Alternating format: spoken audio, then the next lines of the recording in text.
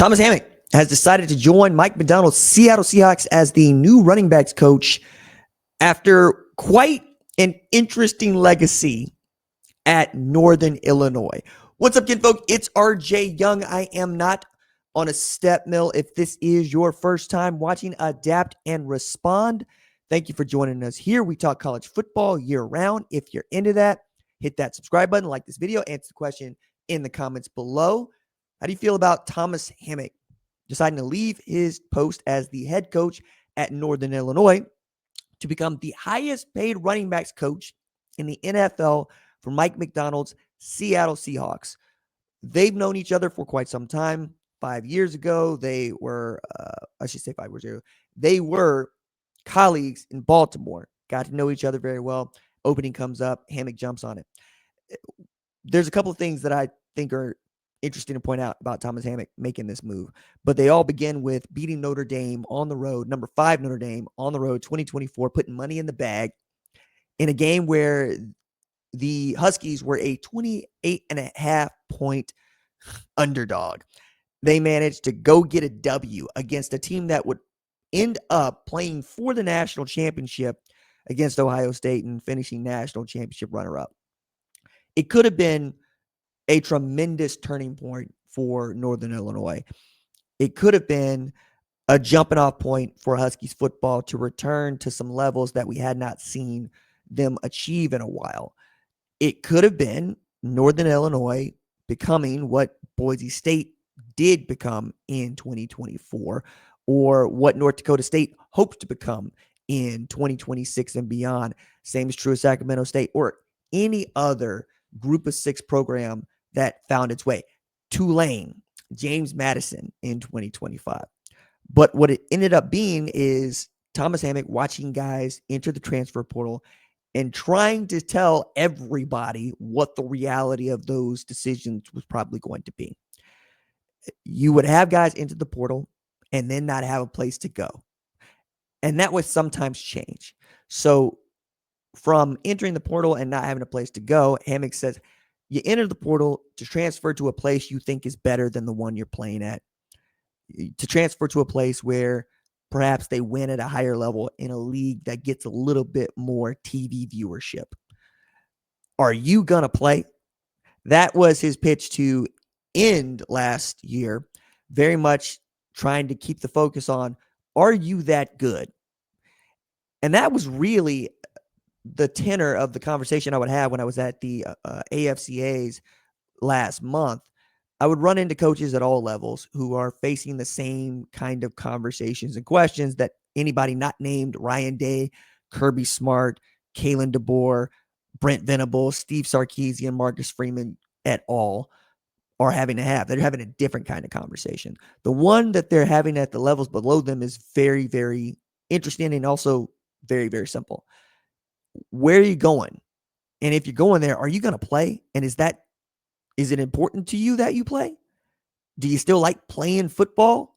Not practicing, not being a scout team player, but a guy who plays under the lights when fans are in the stands against rivals and big time opponents. Are you going to play? And I used to give that same advice to players, and I used to. I still do. Just money kind of clouds the issue now. I would tell them, go where you're going to have fun. And it ain't fun to be the 6th guy on the depth chart at linebacker at Georgia. It ain't fun. Now, you have a very easy way of saying, well, work your way up the depth chart.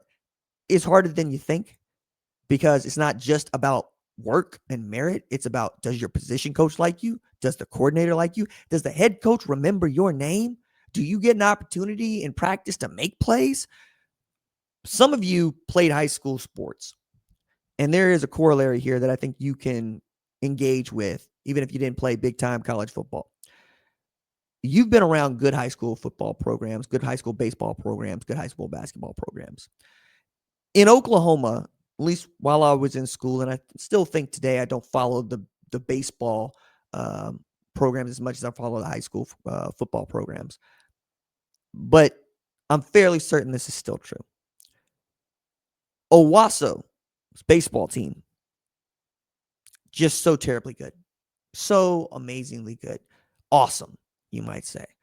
Guys routinely getting drafted off the high school baseball team. So you go play against Owasso, and you'd see 6 guys taking fly balls in right, 7 guys taking fly balls in center, 3 guys standing behind the plate, maybe 1 catching pitches.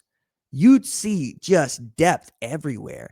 But the same guys would start and the same guys would play, and the other 5, 6, 7 dudes behind them would just be on the bench wearing Rams jerseys. They, I hope, were having a good time and having fun, but it doesn't seem like it. Now, I got to play high school football. I got to play high school baseball. We were not good, right? And by not good, I mean we didn't win championships. Matter of fact, my senior year of high school, we finished with a losing record. But what's fun is getting to play. Yeah, Jinx, Union, Owasso, Broken Arrow probably going to beat you down if you play at Edison, if you play at Webster, if you play at Hale. These are schools that none of you have heard of because they historically have not been state champion good. But you can have a damn good time playing football. And that's what the game was mostly about. So I thought that after Thomas Hammock led Northern Illinois past Notre Dame, perhaps the alumni base would find a way. Perhaps the MAC would find a way.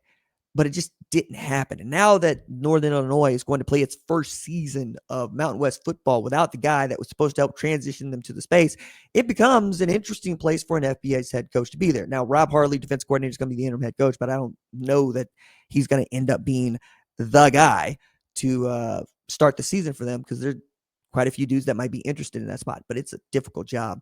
I'll throw one name at you just so that we can get this one going. Jordan Lynch has been doing a pretty damn good as high school football coach. And some of y'all remember Jordan Lynch was amazing as quarterback at Northern Illinois, even a guy that many people thought should have won the Heisman. Outstanding player, fun to watch. And perhaps he can do that at Northern Illinois. There are also a number of other high school football coaches that you might look like been doing some pretty good things with some name recognition, like Carson Palmer, who turned around his program. They won a state championship.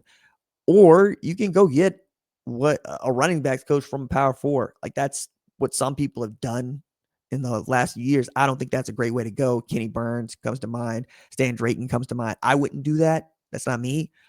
I would probably go get a rising coordinator and see what I can't do with a rising coordinator, but it's difficult to pry that guy away from a good job. So it'll be an interesting search, and it'll be an hard search to execute because now all of your players can hit the transfer portal, which means that you might not be able to get anybody coming back. Just an awkward time for them, but good for Thomas Hammock, who gets to go coach in the NFL and gets to say that he's the highest paid position coach doing it, or highest paid coach at his position doing it.